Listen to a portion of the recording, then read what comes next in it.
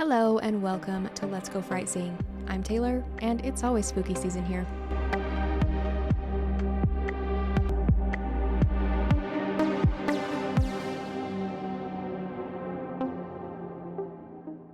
Hello and welcome to day 5 of the 12 days of Creepmas, where we are talking creepy Christmas creatures every day until Christmas. On the 5th day of Creepmas, the Yule Lord brought to me Karakoncolos.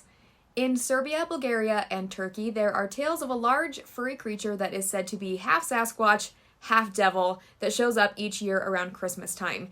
He has also been called the Christmas Bigfoot, which is so precious. Anyways, something that is so interesting and cool that I've loved learning about these different folk tales and traditions is learning that each region has kind of their own spin on each one.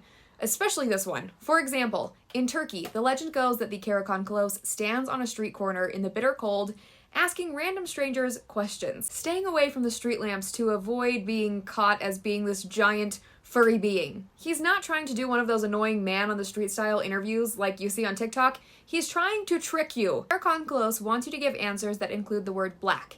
In Turkish, the word kara means black, like the first part of Karakoncolos, and people say that because of this, the Karakoncolos' favorite color is black.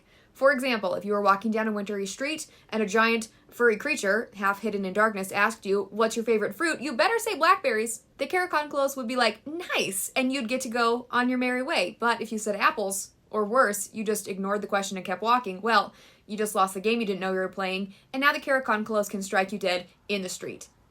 Terrifying. Why? In Serbia, the story goes that the Karakoncolos comes out during what used to be called the unbaptized days, which are the 12 days after Christmas, if I understand correctly. And during this time, the demonic forces are more active and dangerous and kind of run rampant, and that means that Karakoncolos is here to party.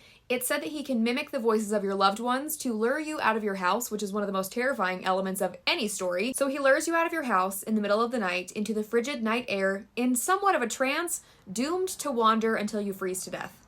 If you are out in the cold of night, wandering around, Karakoncolos might jump on your back and demand that you carry him around piggyback style until dawn. He's gigantic. That sounds exhausting. I don't want to do it. I'll just lay down in the snow. However, if you make it through the night, at dawn he will jump right off your aching back and make his way back into the trees until next year.